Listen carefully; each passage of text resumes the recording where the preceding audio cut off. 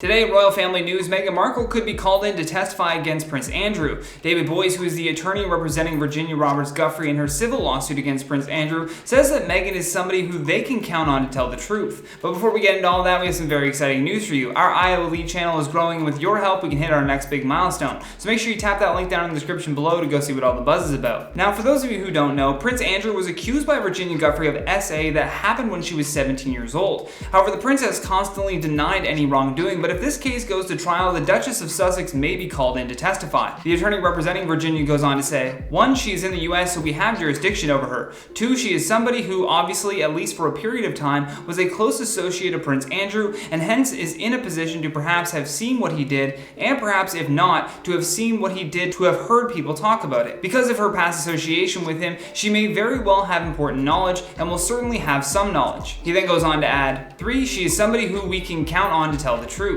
She checks all 3 boxes. So far, though, no representation for Meghan Markle has returned the media's request for comment. However, she may not be the only person in the royal family that could be deposed. The Duke of York's ex-wife, Sarah Ferguson, and his siblings, which include Prince Charles, are all potential royal family members that could be called in to testify. The attorney adds, we would likely take 1 or 2 depositions of people close to Andrew who would have knowledge of his actions. That might include his ex-wife. It could possibly be his brother. That being said, Prince Andrew's mother, Queen Elizabeth, is most likely not going to be called upon out of respect and her age. According to Virginia Giuffre, she is alleging that she was forced to have sex with Prince Andrew 3 times between 1999 and 2002 in London, New York, and on a private Caribbean island that was owned by Jeffrey Epstein. In all 3 cases, Epstein had some involvement in the pair meeting. Epstein was serving time in prison for sex trafficking charges when he was found deceased in his cell in August of 2019. 2 months following his death, Prince Andrew did this BBC interview that was supposed to clear up the relationship that he had with Mr. Epstein, and at the same time, he was also going to address the allegations against him. However, when the news anchor questioned him on the photo that he took with his arm around Virginia's waist, he claimed to have no recollection of the photo. The photo was believed to have been taken inside the London home of Ghislaine Maxwell on March 10, 2001.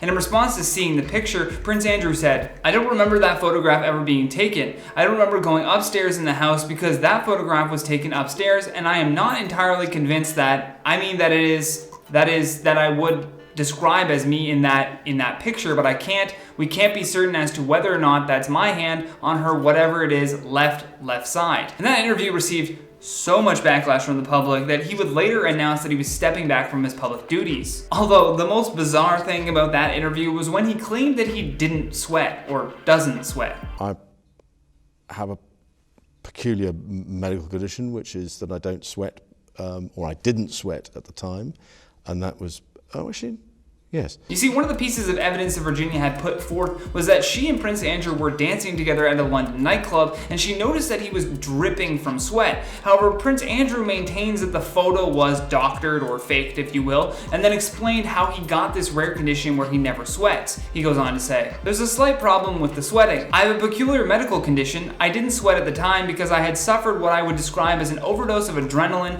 in the Falklands War when I was shot at, and it was almost impossible for me to sweat. And it's only because I have done a number of things in the recent past that I am starting to be able to do that again. So I'm afraid to say that there's a medical condition that says that I didn't do it. I'd love to hear your thoughts on all this though, because that's all the time that we have for today. So stay classy, and I'll see you on the next one.